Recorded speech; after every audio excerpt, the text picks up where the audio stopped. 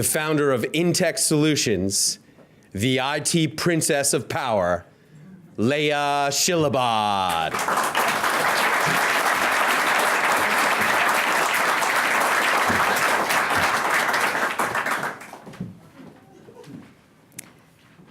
When you are distressed about an external thing, it is not the thing itself that actually troubles you, but only your perception of it, and that you can wipe out in a moment's notice. These words were written down by the Emperor of Rome and a great Stoic philosopher, Marcus Aurelius, almost 2,000 years ago. Those words are very relevant for us today. Have you ever experienced a nightmare situation? Raise your hand if something ever happened to you and you were like, this is a thing that happens to other people and not to me. Yes? Yes, that happened to me too in 2014. That was the year that everything changed for me personally and in my business. I had been growing my little IT company and things were going really well. At least I thought they were. We had great clients and seemingly great people to work with. But I knew that I had to put processes and accountability into place if I wanted to scale. So I did what lots of entrepreneurs do. I got a bunch of business books, and I read all these books like Traction and The Rockefeller Habits, which are fantastic and I highly recommend, by the way. And I set about putting together processes and accountability. Well, you guys have heard of resistance to change.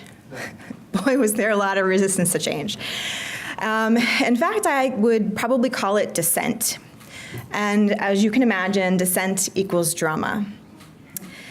And, quite frankly, I was not the right leader to be able to handle the situation that we were in, so it ended up becoming quite a mess.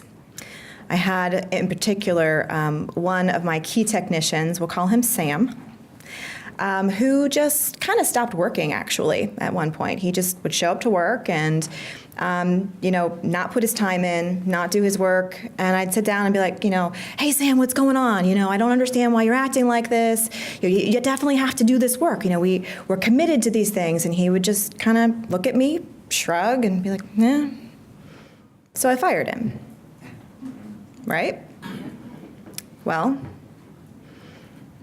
a couple of days later, the HR manager from one of my largest accounts calls me and says, oh my God, Leia, I am so sorry. One of our managers hired Sam.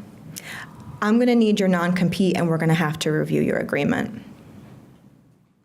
I felt nauseous, which was a feeling that kind of grew stronger over the next few weeks as one of my other engineers walked off the job the day of a large project, sending me a resignation email. And I had an intern that was stirring up all kinds of drama.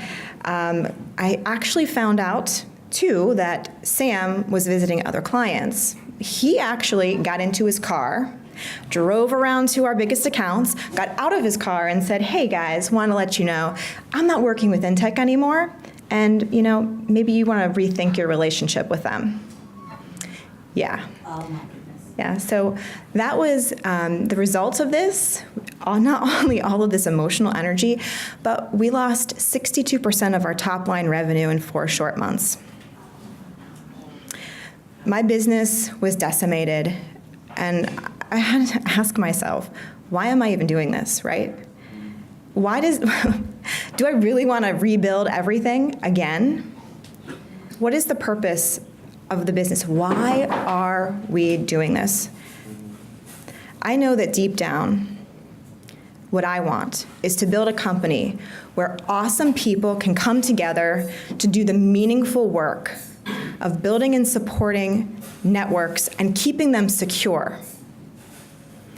Now, some of you in the audience might not think that that's meaningful work, but let's be frank. All businesses need technology of some kind in order to be successful, right? In fact, I went ahead and I asked John Mackey, the CEO of Whole Foods, when I met him, is IT a necessary evil? Why'd I ask him that? Because I've heard that a lot of times. Oh, it's just a necessary evil in my business. And you know what he said to me? He actually laughed first when I asked the question and said, it's the foundation of all businesses. And he followed that up by saying that it is why Whole Foods has been so successful. I also wanted to go deeper into cybersecurity because I want to protect our clients' businesses. But I was afraid it was going to kind of like fizzle out because everyone's talking about it. You know, it's kind of like a hot topic. So I asked Robert Herjavec, the blue-eyed shark from Shark Tank, about, you know, is it a fad? And he said, you know, I used to think it was a fad, but now I realize it's not, it's just its own planet. It's its own solar system. So it was from all of this that I got myself together and said, you know, I have the opportunity here to either be a victim and say that this is all Sam's fault, right? Or I can say, I'm going to be a victor. That whatever happens in my life is my fault. In my business, in my life, if it happens, it is my fault. And it is because I made that choice that I have had such massive success in my business and been able to change as a leader of my company and been able to bring those awesome people together to do that meaningful work. So I leave that to you. When you leave here, will you choose to be a victim or a victor?